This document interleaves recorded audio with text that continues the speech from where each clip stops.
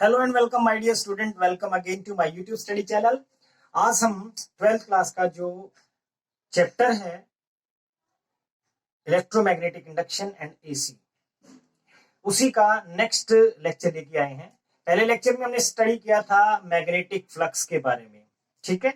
और I hope आपको वो समझ में भी आ गया होगा। मैग्नेटिक फ्लक्स का हमने जो फॉर्मूला लिखा था वो था बी डॉट एस, ठीक है। बी डॉट एस यानी magnetic field intensity dot product with area vector, ठीक है। और you can say that B S cos of theta, where theta is the angle with area vector, ठीक है। Magnetic field intensity को आपने ऐसे लिया था और ये एरिया वेक्टर को आपने इस तरीके से या डीएस कैप से रिप्रेजेंट किया था, ठीक है। इनके बीच का एंगल था थीटा, तो आपने ये लिया था। ये मैक्सिमम कब होगा, मिनिमम कब होगा, इसके बारे में आप इससे अंदाजा लगा सकते हो। कोस थीटा की वैल्यू पे डिपेंड करता है। Magnetic flux can be positive, negative, zero. अगर हम ये कहें कि हमारी फील्ड लाइन, जैसे ये हमारी कोई गिवन सरफेस है, फील्ड लाइन इसके पैरेलल मूव कर रही है, ठीक है, ये मैग्नेटिक फील्ड लाइन। और एरिया वेक्टर अगर आप देखोगे तो यहाँ पे इसके ठीक 90 डिग्री पे है। तो ऐसे केस में जो फ्लक्स होगा वो आप देखोगे B S cos of 90 degree that is equals to कितना हो जाएगा, जीरो। ऐसे केस में फ्लक्स जीरो होगा। फ्लक्स था क्या, total number of magnetic lines of force passing perpendicular to the given surface. अब गिवन सरफेस के परपेंडिकुलर तो जानी, पैरेलल जा रही है ये तो, ठीक है। इस केस में इसका फ्लक्स कितना हो जाएगा, जीरो। अगर हमारा सरफेस जो है वो इसके साथ ठीक 90 डिग्री पे हो, मैग्नेटिक फील्ड लाइन भी ऐसी जा रही है और आपका एरिया वेक्टर भी इसी डायरेक्शन में है, ठीक है। तो ऐसे केस में एंगल कितना हो जाता है, जीरो, कोस जीरो, यानी B S cos of 0 degree. तो इस केस में बी एस मैक्सिमम हो जाएगा फ्लक्स, ठीक है। ऐसे ही 180 डिग्री लेंगे, मैग्नेटिक फील्ड के ठीक अपोजिट डायरेक्शन में एरिया वेक्टर हो तो मैग्नेटिक फ्लक्स वहां पे माइनस बी एस आ जाएगा। तो इस तरीके से मैक्सिमम मिनिमम जीरो कैसे होता है वो आपको ये समझ आ जाता है। अब हम बात करते हैं, आज हम पढ़ेंगे Faraday law of electromagnetic induction. लेकिन फेराडे लॉज को स्टडी करने से पहले अपने को जानना जरूरी है फेराडे ने और हेनरी ने ऐसे कौन कौन से एक्सपेरिमेंट किए थे जो Faraday law of electromagnetic induction के दो इंपॉर्टेंट लॉज भी बन गए।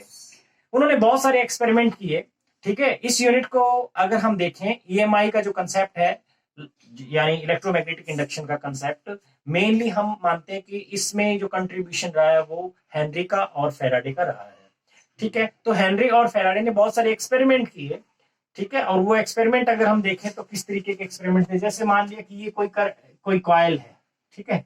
ये कोई कॉइल है, इसके साथ में हमने अटैच कर दिया कोई गैल्वेनोमीटर, और इस गैल्वेनोमीटर के अंदर हम देखेंगे कि डिफ्लेक्शन आती है कि नहीं। इसके नजदीक हम लेके आते हैं कोई बार मैग्नेट, सपोज करो यहाँ नॉर्थ पोल है और यहाँ साउथ पोल है। जैसे इसके नजदीक लेके आएंगे तो इसमें डिफ्लेक्शन आएगी, दूर लेके जाएंगे तो डिफ्लेक्शन आएगी, लेकिन एक जगह इसको रख देंगे तो कोई डिफ्लेक्शन नहीं आती। अब मेनली हमारे लिए जानना जरूरी हो जाता है कि इसके मूवमेंट करने पे ही डिफ्लेक्शन क्यों आ रही है, ठीक है। जब जब हम इसको मूवमेंट कर रहे हैं उसी टाइम पे ही डिफ्लेक्शन आ रही है, ऐसा क्या हो रहा है। तो ये चीज को हमें जानना पड़ेगा क्योंकि इसी के ऊपर सारा कंसेप्ट आपको समझ आ पाएगा। अब इसकी बजाय आप यहां साउथ पोल ले आओ, यहां रख लिया हमने नॉर्थ पोल, तो साउथ पोल को जैसे इसके नजदीक लेके आएंगे तो भी गैल्वेनोमीटर में डिफ्लेक्शन आएगी। गैल्वेनोमीटर में डिफ्लेक्शन आने का मतलब यहाँ पे कोई ना कोई इंड्यूस ईएमएफ बना है, कोई ना कोई ईएमएफ का इंड्यूस हुआ है, या कह सकते हैं कि यहाँ पे करंट बना है, इंड्यूस करंट बना है। होगा कितना उसके बारे में हम बाद में डिस्कस करेंगे, लेकिन ऐसा। इसी तरीके से यहाँ कॉइल, नंबर ऑफ कॉइल्स जो है, नंबर ऑफ टर्न्स हमने इंक्रीज किया तो वो डिफ्लेक्शन और ज्यादा देगा हमें, ठीक है। या कह सकते हैं कि ज्यादा इंड्यूस ईएमएफ बनेगा सीधे सीधे। और इसके अलावा ऐसे भी देखा जा सकता है कि उन्होंने एक एक्सपेरिमेंट ये किया, इसके अलावा एक्सपेरिमेंट एक ऐसा भी उन्होंने करके देखा, ये कोई सॉलिनॉइड लिया और इसके अंदर हमने लगा दिया एक गैल्वेनोमीटर, ठीक है। इसके पैरेलल में यहाँ पे एक और कॉइल उन्होंने ली, लेकिन इसके साथ इसका कोई फिजिकल लिंक नहीं है। यहाँ पे इन्होंने क्या किया, एक बैटरी अटैच कर दी और यहाँ एक टैपिंग की लगा दिया, टैपिंग की, ठीक है। ये टैपिंग की का क्या काम है, इसको जैसे ही हम प्रेस करेंगे तो इसमें करंट फ्लो करेगा और करंट फ्लो करेगा तो इसमें डिफ्लेक्शन आती है, इस गैल्वेनोमीटर में डिफ्लेक्शन आती है। आप सोचोगे कि इससे कोई लिंक नहीं है, लेकिन इसमें डिफ्लेक्शन क्यों आ रही है? तो यही चीज मैं आप लोगों को अच्छे से समझाऊंगा कि क्यों इसमें डिफ्लेक्शन आ रही है। जैसे ही आप इस टैपिंग की को रिलीज करोगे, ओपन होगा तो डिफ्लेक्शन आएगी। अगर आपने कनेक्ट करके छोड़ दिया तो एक बार डिफ्लेक्शन आएगी, उसके बाद डिफ्लेक्शन नहीं आती। बेशक इसमें करंट फ्लो कर रहा हो, लेकिन इसमें कोई डिफ्लेक्शन नहीं आएगी। अब ये जानना हमारे लिए जरूरी है कि भाई जब आप इसमें करंट फ्लो कर रहे हैं तो भी डिफ्लेक्शन नहीं आ रही, लेकिन अगर मैं इसको बंद करूंगा, जैसे मैं इस टैपिंग की से अपनी उंगली हटाऊंगा, रिलीज करूंगा, तो वैसे ही इसमें एकदम से करंट ऑफ हो जाएगा, फिर डिफ्लेक्शन आएगी, लेकिन एक बार के लिए आती है, वेरी स्मॉल इंस्टेंट के लिए वो डिफ्लेक्शन आती है। तो ये सारी चीज, इस तरह के एक्सपेरिमेंट उन्होंने किए। ऐसा आप इसके साथ ये भी कर सकते हो कि अभी आपने क्या कर रखा है, इसको टैप कर रखा है, मान लिया कनेक्ट कर रखा है, इस कॉइल को मैं मूव करवाऊं इधर उधर, यानी रिलेटिव मोशन, इसके कंपैरिजन में रिलेटिव मोशन हो रही है, या ये कहें कि इसको हम इधर या उधर करें, तो उस केस में भी इसमें डिफ्लेक्शन देखने को मिलती है। यानी स्टेशनरी अगर हम इसको रख दें, इसको भी स्टेशनरी, और करंट ऑन करके छोड़ दें, तो कोई डिफ्लेक्शन नहीं आएगी। डिफ्लेक्शन कब आ रही है? जब जब इनके बीच में रिलेटिव मोशन हो रही है, ठीक है, या फिर इस कॉइल में करंट आपने ऑन ऑफ किया है, उस केस में डिफ्लेक्शन आ रही है। तो ऐसा एक्चुअल में हो क्या रहा है, जिसको हमें जानना बहुत ज्यादा जरूरी हो जाता है। क्यों यहाँ पे इसके अंदर करंट बना? डिफ्लेक्शन आने का मतलब करंट बन रहा है ना, तो वो करंट बन ही क्यों रहा है? करंट तभी बनेगा जब इसमें क्या बनेगी? इंड्यूस ईएमएफ बनेगी। जब इसमें इंड्यूस ईएमएफ बनेगी, इंड्यूस ईएमएफ बनेगी तो यहाँ बनेगा इंड्यूस्ड करंट, यहाँ पे बनेगा इंड्यूस्ड करंट। ठीक है, तो सीधी सी बात है, ईएमएफ के डिवाइड बाय में हम अगर रेजिस्टेंस करेंगे तो करंट ही होता है, बात एक ही है ये। तो मेनली अब हमारे लिए जानना ये जरूरी है कि ऐसा एक्चुअल में हुआ क्यों। तो इसको हम समझते हैं, ऐसा इसीलिए हुआ क्योंकि जब जब आपने इसको टैप किया, सपोज करो इसको आपने टैप किया, टैप करते हुआ क्या, इसमें करंट फ्लो किया, करंट फ्लो होते ही इसमें क्या बना? मैग्नेटिक फ्लक्स बना, मैग्नेटिक लाइंस ऑफ फोर्स बनेगी, और वो मैग्नेटिक लाइंस ऑफ फोर्स इसमें से एकदम से पास होती है। ठीक है, रिलीज करोगे तो ये मैग्नेटिक लाइंस ऑफ फोर्स एकदम से डिसअपियर हो जाएंगी। ठीक है, उससे फिर इसमें डिफ्लेक्शन आएगा। इसमें डिफ्लेक्शन क्यों आया? क्योंकि इसमें क्या हुआ, जो आपने टैपिंग की तो फ्लक्स बना, इसके अंदर से भी पास हो रहा है, और जैसे ही आपने रिलीज किया तो इसमें से कोई फ्लक्स पास आउट नहीं हो रहा। कहने का मतलब फ्लक्स चेंज हुआ इस कॉइल के अंदर से। करंट इसमें फ्लो कर रहा है नो डाउट, लेकिन जो इसका फ्लक्स है वो इसको अफेक्ट कर रहा है, वो फ्लक्स इस कॉइल के अंदर से चेंज हो रहा है। यानी जैसे टैपिंग करेंगे, आपने जितना ज्यादा करंट फ्लो करवाया उतना ही ज्यादा मैग्नेटिक फ्लक्स बनेगा। ठीक है, अब क्या है, लेकिन अगर वो फ्लक्स इसमें से कांस्टेंट अमाउंट में फ्लो कर रहा है तो कोई इंड्यूस ईएमएफ नहीं बनेगी, कोई डिफ्लेक्शन यहां नहीं आएगी।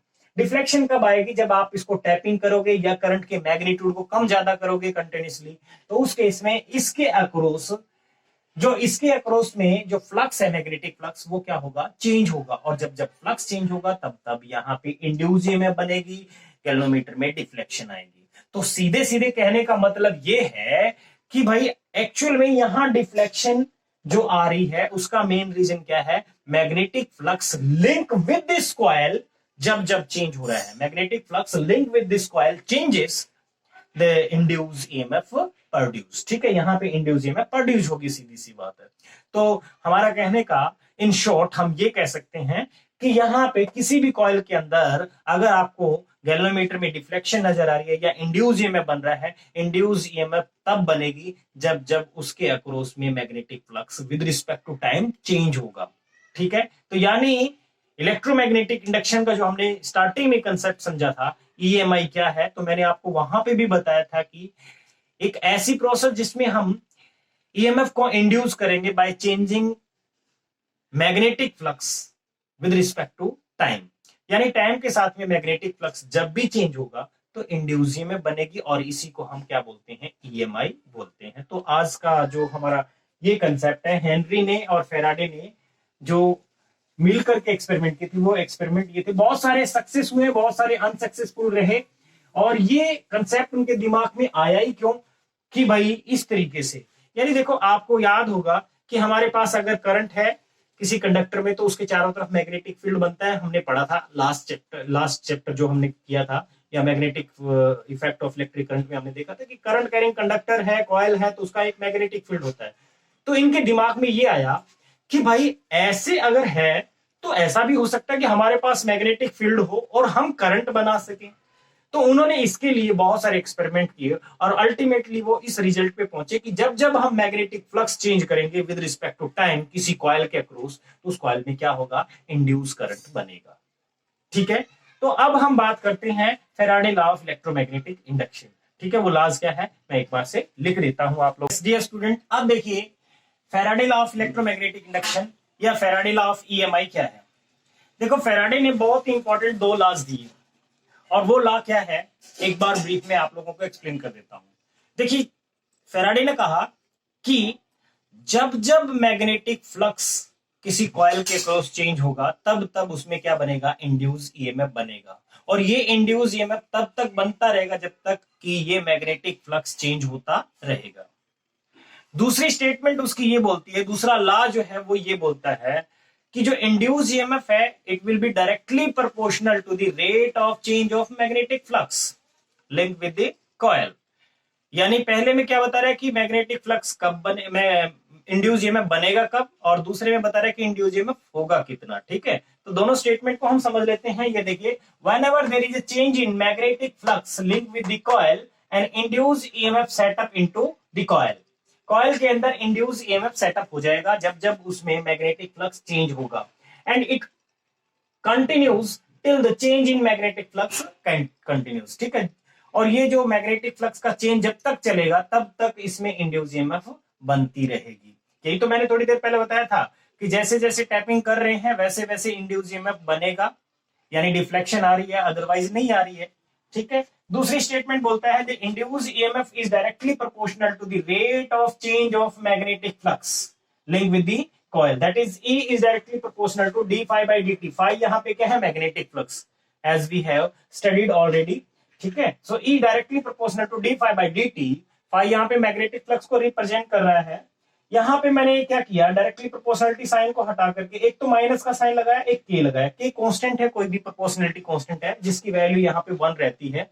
सो E is equal to minus d phi by d T.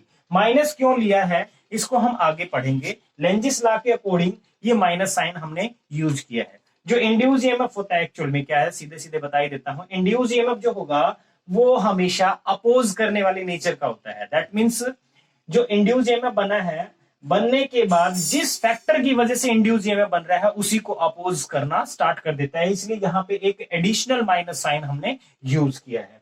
ठीक है, सो ये दो इंपॉर्टेंट लॉज है, बहुत बार पेपर में डायरेक्ट आते भी हैं और इन पे न्यूमेरिकल भी सेटअप होता है। तो ये मैंने अभी जैसे मान लिया एक ही कॉइल का टर्न है तो एक कॉइल के लिए E is equal to minus d phi by d t हम यूज करेंगे for n number of turns. अगर आप इसको स्क्रीनशॉट ले सकते हो, हाँ जी स्क्रीनशॉट ले लिया होगा, पॉज करके आप कम से कम जरूर से जरूर एक बार लाइक भी कर दिया करो और कमेंट कर दिया करो, साथ में शेयर कर दिया करो। ठीक है, और जिन्होंने अभी तक चैनल सब्सक्राइब नहीं किया है प्लीज एक बार सब्सक्राइब जरूर कर लीजिए, आपके भले के लिए है। आप नहीं पढ़ते तो आपके बच्चे पढ़ते होंगे, आपके भाई बंधु, आपके परिवार में कोई ना कोई जरूर पढ़ता होगा, उनके फायदा होगा। तो जरूर से जरूर चैनल अपने मोबाइल में सब्सक्राइब जरूर कर लीजिए। So for n number of turns, for n number of turns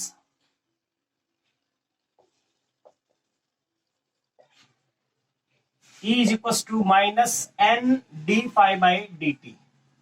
n से और मल्टीप्लाई हो जाएगा। ईएमएफ कितना हो जाता है, n टाइम्स हो जाता है। अगर n नंबर ऑफ टर्न्स है तो ईएमएफ, इंड्यूस ईएमएफ भी n टाइम्स हो जाएगा। ठीक है, और साथ ही ये भी याद रखिए, इसी को हम इस तरीके से भी लिख सकते हैं माइनस n, देखो रेट ऑफ चेंज यानी ये क्या है, phi two minus phi one divided by t, इसको ये भी लिख सकते हैं। टी टाइम में उसका जो फ्लक्स है फाई वन से फाई टू पे चला गया। माइनस साइन है, माइनस साइन को अंदर लेंगे तो फॉर्मूला ऐसे भी लिख सकते हो, ये आपकी मर्जी है। Phi one minus phi two divided by t, ये भी लिख सकते हो। ये भी इंड्यूस ईएमएफ का ही कंसेप्ट है, फॉर्मूला है।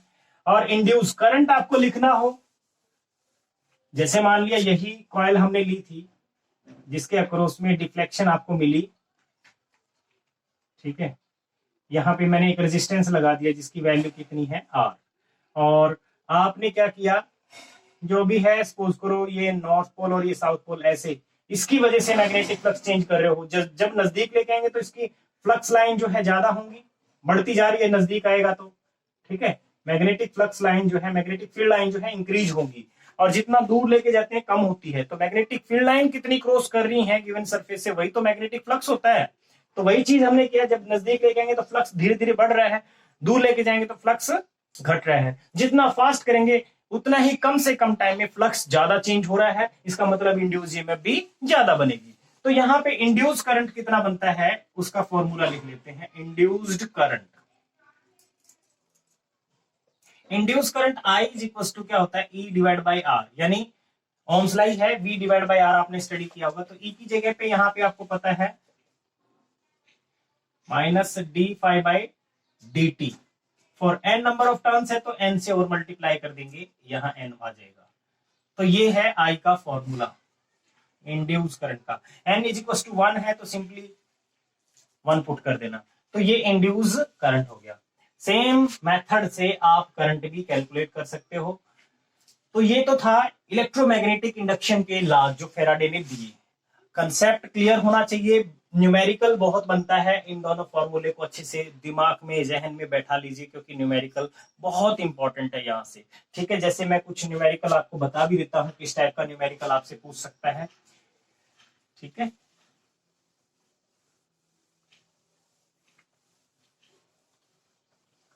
लेट्स सपोज अपने को दे दिया कि magnetic flux phi is equal to दे दिया उसने 3t square 3t cube minus 2t square plus 7t plus 1, ये दे दिया उसने, ठीक है। वेबर में इसको दे रखा है, और t यहाँ पे टाइम को रिप्रेजेंट कर रहा है। आपको बोल रहा है कि find the induce current and induce EMF, ठीक है। ये हमें फाइंड आउट करना है at t is equal to 1 second, at t is equal to 1 second पे अपने ये फाइंड आउट करना है।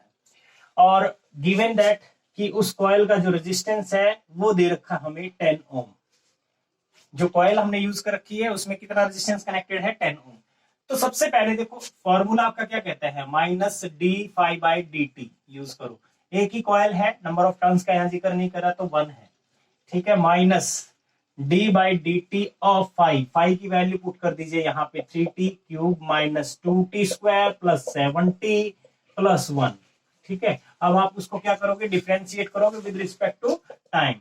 माइनस का साइन है आगे, ये कितना बन जाएगा, 3 आ गया है, 3 ऑलरेडी है 3, और t की पावर 2 रह जाएगी। आपको फॉर्मूला कौन सा लगाना है यहाँ पे, डी x की पावर n का इंटीग्रेशन डिफरेंशिएशन मैंने बताया, n आगे आ जाएगा, x की power n minus 1 with respect to x कर रहे हैं तो dx बाई dx 1 होता है, यहाँ पे भी dt बाई dt 1 होगा। तो ये आ गया माइनस 2 ऑलरेडी है, 2 और आगे आ गया, यानी 2 इंटू 2 t की पावर 2 माइनस 1, तो 1 रह जाएगा, यानी 7, इसमें 7 ही है। 1 का डिफरेंशिएशन करोगे 0 आएगा, कांस्टेंट हो गया। तो ये आ गया हमारा माइनस का 9t square plus 4t minus 7, ये तो आ गया इंड्यूस ईएमएफ। और उसने बोला है at t is equal to 1 second, तो 1 पुट करेंगे, t इज इक्वल टू आ जाएगा माइनस 9 1 का स्क्वायर प्लस 4 इंटू 1 माइनस 7, तो ये आ गया 9 प्लस 4 माइनस 7। सोल्व कर सकते हो, माइनस का 12 वोल्ट बन गया, माइनस का 12 वोल्ट बन गया, ठीक है। देख लीजिए एक बार, 16 माइनस, ठीक है। तो इतना इंड्यूस ईएमएफ बन गया। और उसने साथ में पूछा इंड्यूस करंट कितना होगा। इंड्यूस करंट निकालने का मेथड आपको बता दिया है, at t is equal to 1 पे ही पूछा है, तो आपको ईएमएफ पता चल गया, r से डिवाइड कर दीजिए, I इज इक्वल टू क्या आ जाएगा, E divide by R. So E is equals to 12 divided by R, R है 10, so 1.2 एम्पियर आ जाएगा, 1.2 एम्पियर। माइनस साइन लेने की जरूरत नहीं है, आप चाहो तो लगा सकते हो, ठीक है, वो डायरेक्शन को रिप्रेजेंट करता है बस, ठीक है। तो इस तरीके से क्वेश्चन आपको मिल सकता है और कर सकते हो। तो इतना समझ आ गया होगा। नेक्स्ट मैं आप लोगों को एक बार बता देता हूं लेंजिस लॉ क्या है, और आज का लेक्चर फिर हम इतना ही करेंगे, ठीक है, ओके।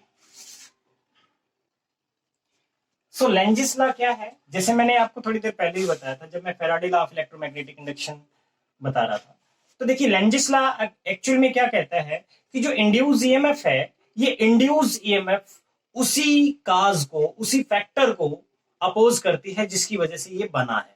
ठीक है, यानी इंड्यूस ईएमएफ एक्चुअल में जिस भी रीजन से बना है उसी रीजन को ये क्या करेगी, अपोज करेगी। इसीलिए मैंने कहा था कि यहाँ पे माइनस साइन हमने इंट्रोड्यूस किया है, is equal to minus d phi by d t. तो माइनस साइन यही रिप्रेजेंट कर रहा है कि ईएमएफ हमेशा एकदम से ईएमएफ जब सेटअप हो जाएगी तो ईएमएफ क्या करना स्टार्ट कर देगी, जिस फैक्टर की वजह से वो बनी है उसी को अपोज करना स्टार्ट कर देगी। और यही लेंजिस लॉ है। लेंजिस लॉ के according to this law the induced EMF opposes the factor due to which it is induced, यानी उस फैक्टर को ही अपोज करेगी जिसकी वजह से ये इंड्यूस हुई है, या ये कह सकते हैं induced EMF opposes its own cause, यानी जिसकी वजह से ये बन रही है उसी को अपोज करती है। कई बार यही स्टेटमेंट दे देता है एक्सप्लेन इट, तो एक्सप्लेन में आपको यही बताना है कि इंड्यूस ईएमएफ जिससे बन रही है उसी फैक्टर को अपोज करती है। फॉर एग्जांपल जैसे मान लिया कि मैंने कहा कि हमारे पास में ये एक कॉइल है, ठीक है, और यहां आपने गैल्वेनोमीटर लगा रखा है, और सपोज करो यहां आप कौन सा पोल लेके आ रहे हो, नॉर्थ पोल लेके आ रहे हो। नॉर्थ पोल जैसे इसके नजदीक लेके आओगे तो ये कॉइल क्या करेगी, अपने अंदर इंड्यूस ईएमएफ सेटअप करेगी, और वो इंड्यूस ईएमएफ की डायरेक्शन कुछ इस तरीके से होती है कि इस नॉर्थ पोल को अपनी तरफ आने से अपोज करेगी, क्योंकि इसकी मूवमेंट से इंड्यूस ईएमएफ बन रही है। तो ये क्या करेगी, इसमें भी नॉर्थ पोल जनरेट कर देगी। नॉर्थ पोल यानी इसमें करंट की डायरेक्शन कुछ ऐसी होगी, ताकि यहां पे अब इस कॉइल में नॉर्थ पोल जनरेट हुआ तो ये नॉर्थ पोल को क्या करेगा, रिपेल करेगा।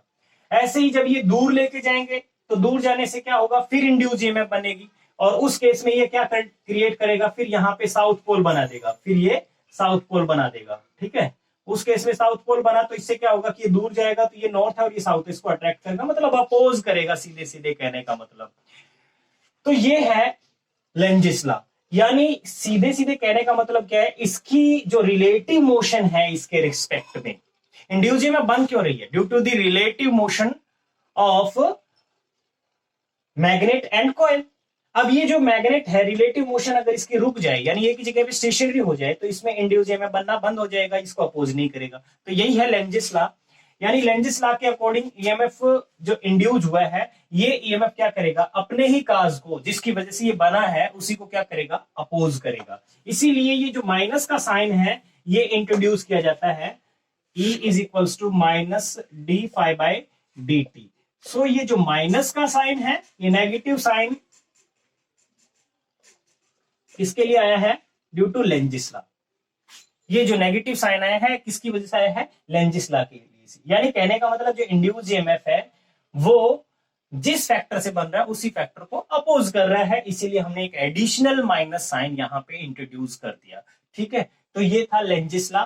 अब आपको ये भी दिमाग में आता होगा कि यहाँ पे एक्चुअल में ऐसा हो क्या रहा है, कि क्यों ये ईएमएफ बन रही है, क्यों करंट बन रहा है, बिना किसी बैटरी सेल के कैसे करंट बन सकता है ना, ऐसे दिमाग में आता है। ऐसा नहीं है, यहाँ पे लॉ जो यूज हो रहा है वो वर्क एनर्जी प्रिंसिपल को भी समझ सकते हो। जैसे इस मैग्नेट को आपने मूवमेंट करने के लिए कुछ वर्क डन किया, वो मैग्नेट अगर मूव करेंगे तो आपने कुछ वर्क डन किया, वो वर्क डन किस में कन्वर्ट हो रहा है, इलेक्ट्रिकल एनर्जी में कन्वर्ट हो रहा है। सिंपली ये, अगर आपने वर्क डन नहीं किया, एक ही जगह पे स्टेशन रखा, तो वर्क डन नहीं हुआ, इसका मतलब उसमें भी इलेक्ट्रिकल एनर्जी नहीं बनेगी।